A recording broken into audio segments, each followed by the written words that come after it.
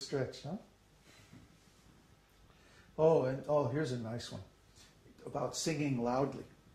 One time, Radharani was singing about Krishna's glories, and all her friends became stunned.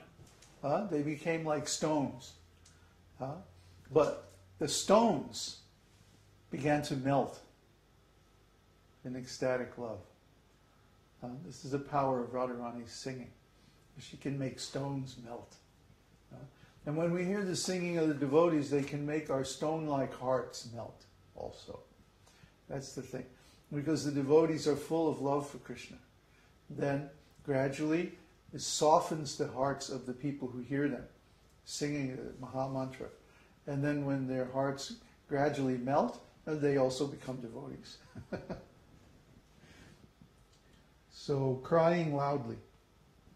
Sometimes, when the gopis hear the playing of Krishna's flute, they begin to cry loudly, because they're feeling separation from Krishna. They can't help it.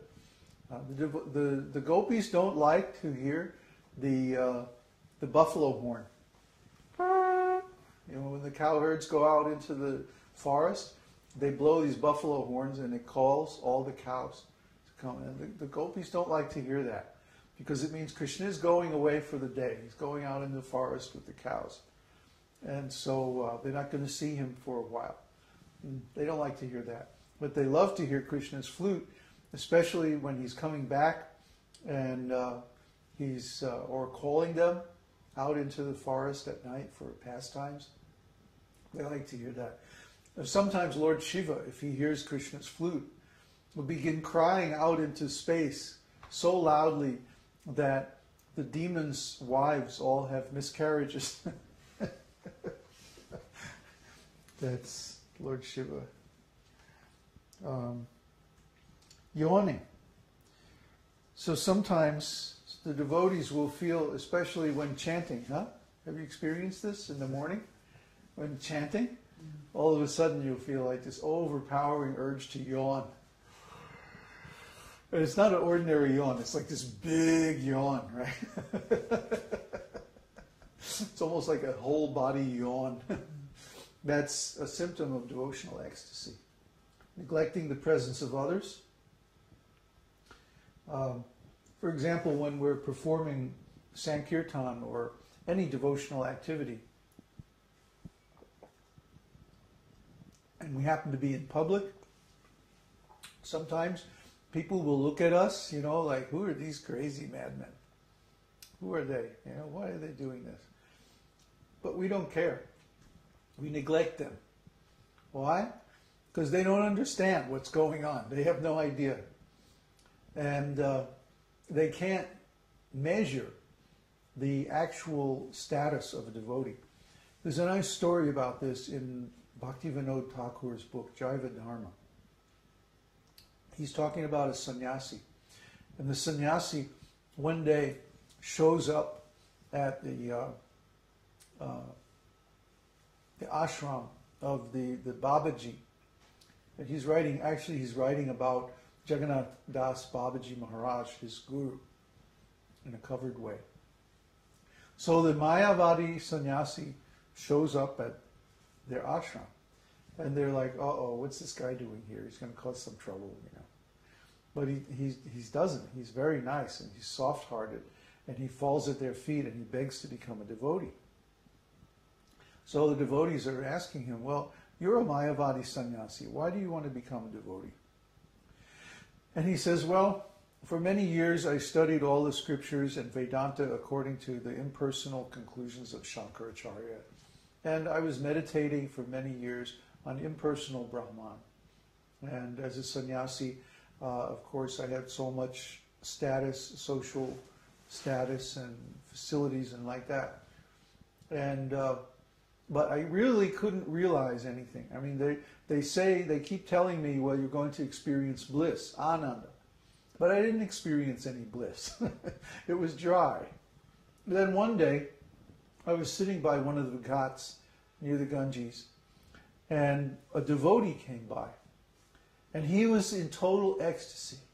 He was One minute he was laughing, the next minute he was crying. Then he would chant the holy name very loudly, and then he would cry out, and he would fall on the ground and roll in the dust. And then he would get up and he would dance again, and then, he was going through all these incredible ecstatic moods. And I said to myself, this is Ananda. This is happiness. This is bliss. And whatever I have experienced is just nothing. It's just dry. So I should become a devotee. He said, I thought about this for months. Every time I would sit down to meditate on the impersonal Brahman, I would see this devotee in my mind's eye. And then I would just think, everything I've done, everything I know is just useless. So after thinking like this for a long time, I decided to come here and to search out the real devotees. So just see how the heart, even of an impersonalist, can change by being exposed to the association of devotees. See, their hearts can melt just by hearing the crying of the devotees in ecstasy of the devotional service of the Lord. So what else have we got? Drooling. Sometimes Narada Muni was chanting and he became stunned.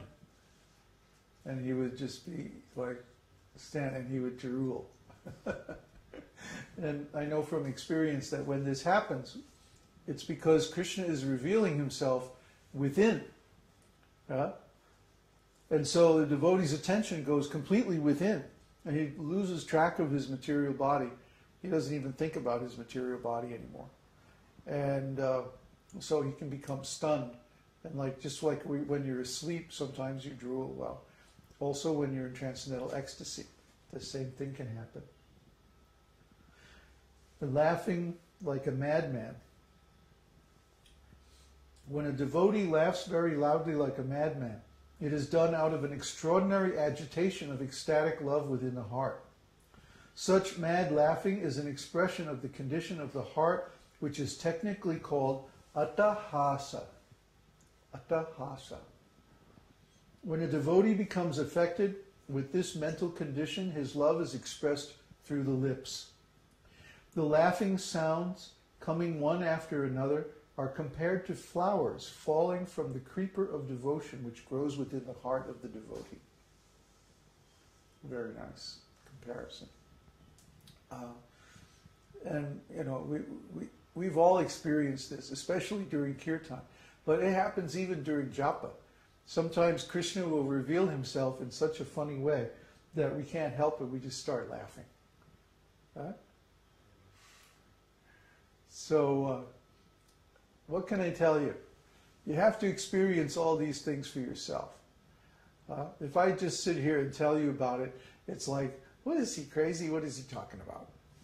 If you have never experienced these things for yourself, then you can't imagine how wonderful they are. See? Why do the devotees give up all kinds of material sense gratification? How can they do it? In material consciousness, sense gratification is the only chance for happiness. Without sense gratification, life would seem useless, dry, dull.